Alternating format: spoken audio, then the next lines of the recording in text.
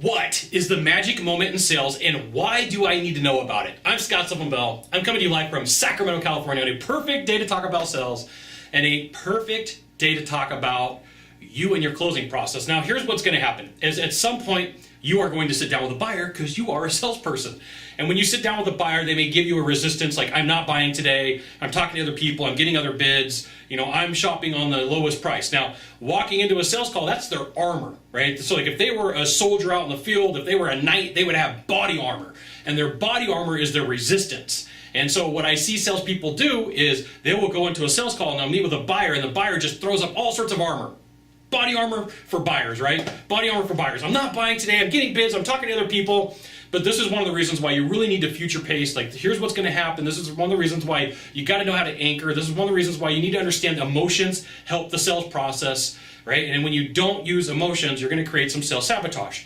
So this magic moment I want to talk to you about, it doesn't always happen in the same spot, but there's a couple things that you can do to help make this happen. So one of them is going to be talk about what's going to happen. So if they tell you, like, you walk in the door and you're like, sales guy, hi, I'm a sales guy, and the buyer goes, I'm not buying today, I'm getting bids, and I'm talking to a bunch of other people. Ignore it, okay? Ignore it, because like in your mind, you got to know, oh, they're just putting up body armor and they just want to protect themselves. It's cool, everything's going to be okay. So what's going to happen is as you future pace and have the conversation through the sales process, that buyer is going to shift from like, no, I'm not doing it, I'm not buying today, to no, I'm not doing it, no, I'm not doing it, no, I'm not doing it. Well, I could possibly see myself doing this. So the magic moment happens when that transition goes from them saying, I'm not doing it, to, oh yeah, I can see myself doing that, right? And it's normally signified by some physiology of a buyer.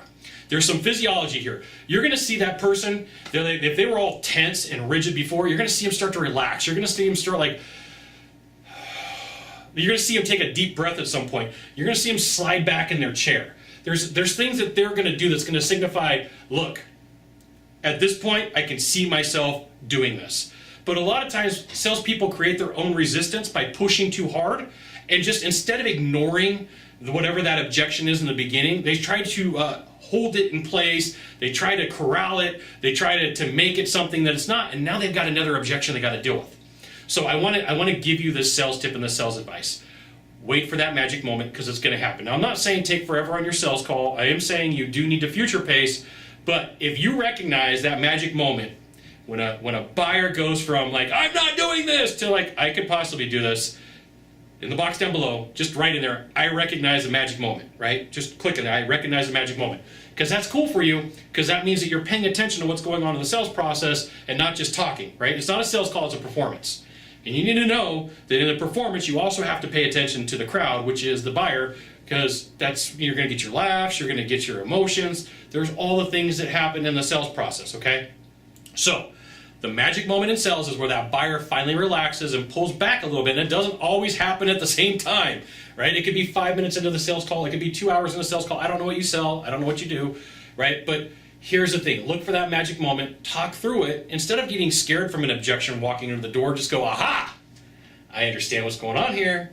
I know what you're doing. You're putting up a wall. It's a little bit of sales body armor. It's like and a perspirant to keep the salesperson away. Keep the salesperson away. Keep them at bay, right? And everything's going to be cool. So you're looking for that magic moment.